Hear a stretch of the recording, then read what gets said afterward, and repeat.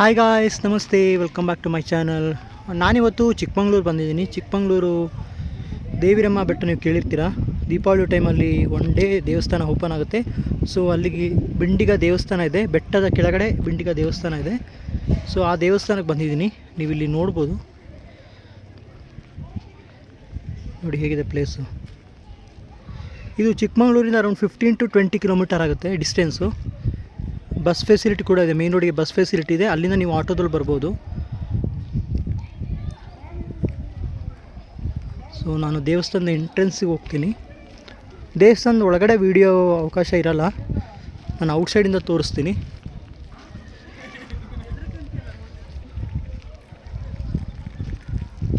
ನೀವು ಬಸ್ಸಲ್ಲಿ ಬರೋದಾದರೆ ನೀವು ತರೀಕೆರೆ ಬಸ್ಸು, ಸಂತವೇರಿ ಬಸ್ಸನ್ನ ಹತ್ತಿದ್ರೆ ಈ ಪ್ಲೇಸಿಗೆ ಬರ್ಬೋದು.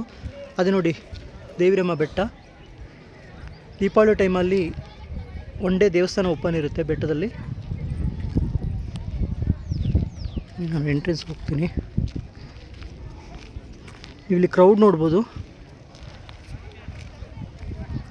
ಇವತ್ತು ಶುಕ್ರವಾರ ಮಧ್ಯಾಹ್ನ, ಸಂಜೆ ಇನ್ನೂ ಕ್ರೌಡ್ ಇರುತ್ತೆ.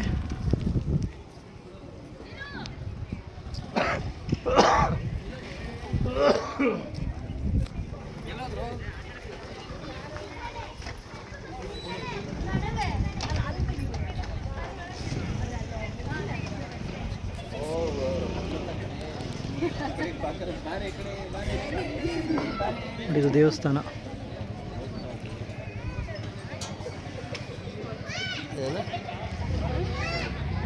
ಇಲ್ಲಿ ಮಧ್ಯಾಹ್ನ ಟೈಮು ಊಟದ ಫೆಸಿಲಿಟಿ ಕೂಡ ಇದೆ, ನೀವೆಲ್ಲಿ ನೋಡ್ಬೋದು. ಸೊ ಊಟದ ಫೆಸಿಲಿಟಿ ಇದೆ.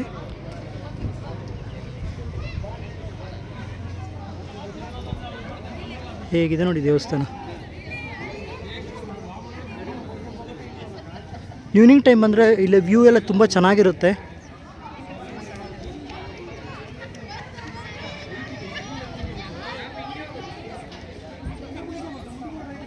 ನೋಡಿ ದೇವಿರಮ್ಮ ಬೆಟ್ಟ, ಅದು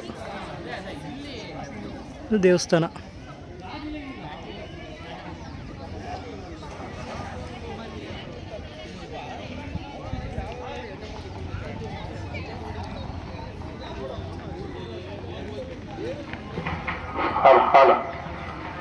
ಭಕ್ತಾದಿಗಳ ಗಮನಕ್ಕೆ, ಪ್ರಸಾದದ ಕೌಂಟರ್ ಇನ್ನೇನು ಕೆಲವೇ ನಿಮಿಷಗಳಲ್ಲಿ ಕ್ಲೋಸ್ ಮಾಡ್ತಾರೆ. ಊಟ ಮಾಡಿ ಮಧ್ಯಾಹ್ನ ಟೈಮು 2 ಗಂಟೆ ತನಕ ದೇವಸ್ಥಾನ ಓಪನ್ ಇರುತ್ತೆ. ನೀವು ದೇವಸ್ಥಾನದ ವೆಬ್ಸೈಟಲ್ಲಿ ಟೈಮಿಂಗ್ಸ್ನ ನೋಡಿಕೊಂಡು ಬರ್ಬೋದು ದೇವಸ್ಥಾನಕ್ಕೆ.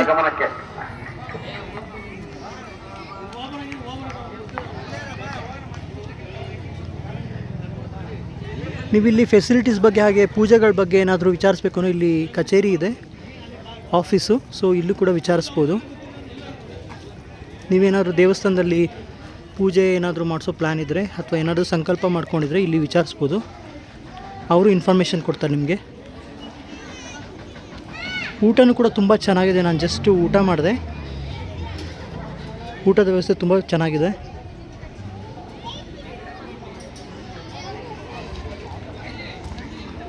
ಸೊ ನಾನು ಈ ವಿಡಿಯೋದಲ್ಲಿ ಇಲ್ಲಿನ ಒಂದು ಲೊಕೇಶನ್ ಲಿಂಕ್ನ ಶೇರ್ ಮಾಡಿರ್ತೀನಿ. ನೀವೇನಾದರೂ ನೆಕ್ಸ್ಟು ಚಿಕ್ಕಮಂಗ್ಳೂರು ಸೈಡ್ ವಿಸಿಟ್ ಮಾಡಿದ್ರೆ ಈ ಒಂದು ದೇವಸ್ಥಾನಕ್ಕೆ ವಿಸಿಟ್ ಕೊಡಿ. ಸೊ ಇದಿಷ್ಟು ಈ ವಿಡಿಯೋದ ಒಂದು ಇನ್ಫಾರ್ಮೇಷನ್ನು.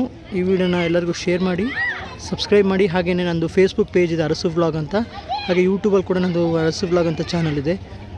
ಎಲ್ಲನೂ ಫಾಲೋ ಮಾಡಿ, ಸಬ್ಸ್ಕ್ರೈಬ್ ಮಾಡಿ. Thank you friends.